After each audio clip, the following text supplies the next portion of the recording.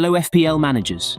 Welcome back to another exciting episode of FPL Buds, your stop for Fantasy Premier League. I am your host, Mr. Goat. In today's episode, I have several helpful contents for you. First, I will be talking about Salah and Son replacements.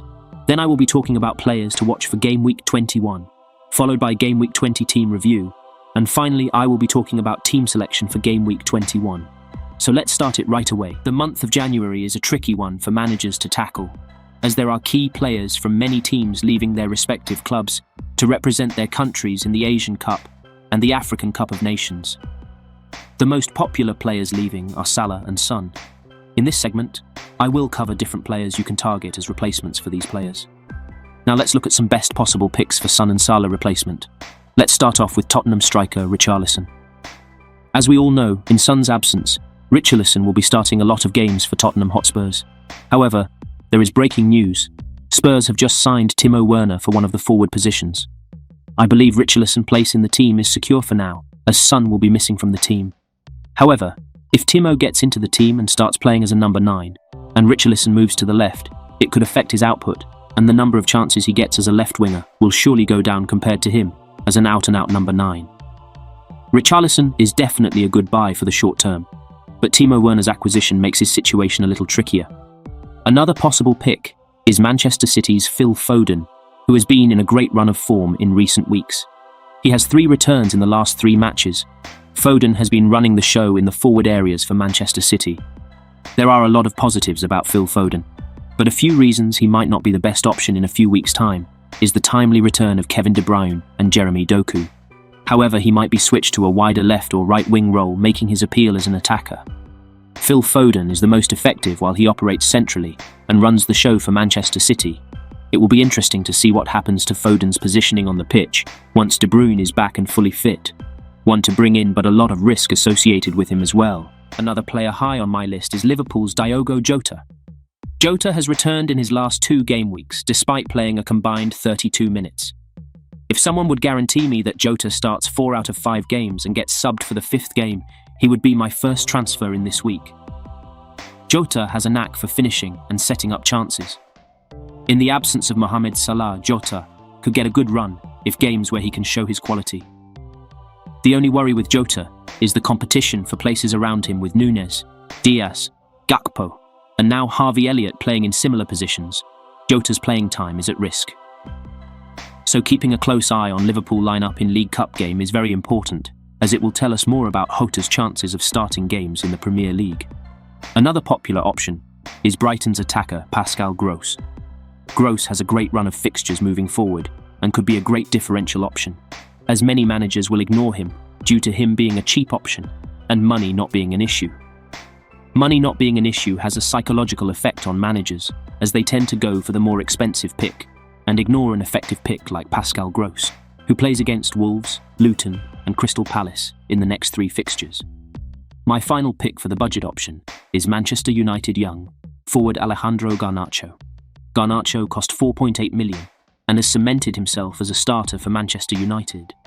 Manchester United have a great run of fixtures moving forward as they play Tottenham, Wolves and West Ham in the next 3 games. Garnacho could be a great 5th midfield option for managers who are looking to go with 3 playable strikers week in, week out. As Garnacho has a great run of fixtures, he could rotate well with the 3rd striker. Now let's talk about a few other players to keep an eye on for upcoming game weeks. First on the list, I have Pervis Estupiñán from Brighton. Estupiñán is back now in good form after being sidelined for a long time due to injury. If you are looking to replace any of your defenders, then he is your ultimate pick. He has already scored 2 goals after his return and kept 1 clean sheet. He also has a great run of fixtures as he faces Wolves, Luton Town and Crystal Palace in his next 3 fixtures. He could be a great Arnold replacement as he is injured and could be sidelined for a couple of weeks. Another player to watch for upcoming game weeks is Brentford's star forward, Ivan Toney. Toney is back from his 8-month suspension now. He recently scored a hat-trick for Brentford B in a friendly game playing 75 minutes of the match. Toney's suspension end on January 17th. With both Wissa and Mbeumo being injured, Toney might be a great asset to go from Brentford. Make sure you keep an eye on his playing time and his game form before buying him as your central forward. Tony definitely is a pick for the most maverick managers out there who like to live life on the edge. My final pick to keep an eye on is Brighton's João Pedro. Pedro is playing regularly for De Zerbi now. Not only playing, he is scoring goals for Brighton. He scored 2 goals against Stoke in the FA Cup and 2 goals and 1 assist against Spurs in the Premier League. His recent form is really good with a great run of fixtures ahead.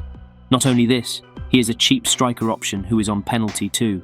He can be a good differential option for your team. For my first captaincy pick, I have Chelsea's in-form midfielder Cole Palmer.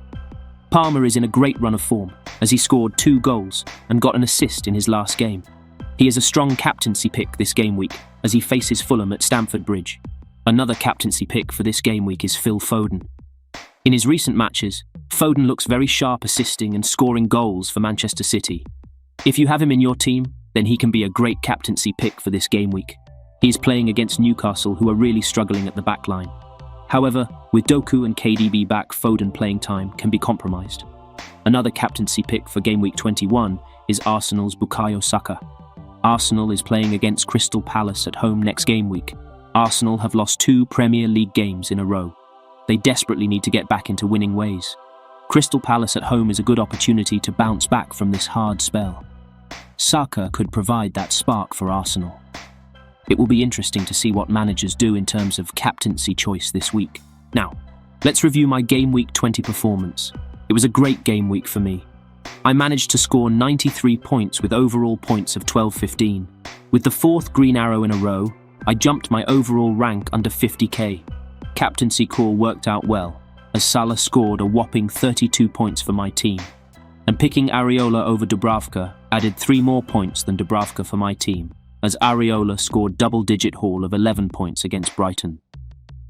Now I'm hoping to continue same form in game week 21 with another green arrow and better rank. Now let's move to know about my team selection for game week 21. This week there are a lot of problems to be taken care of. Thankfully, I have the luxury of 2 free transfers. There are 2 injury news that destabilizes my current team.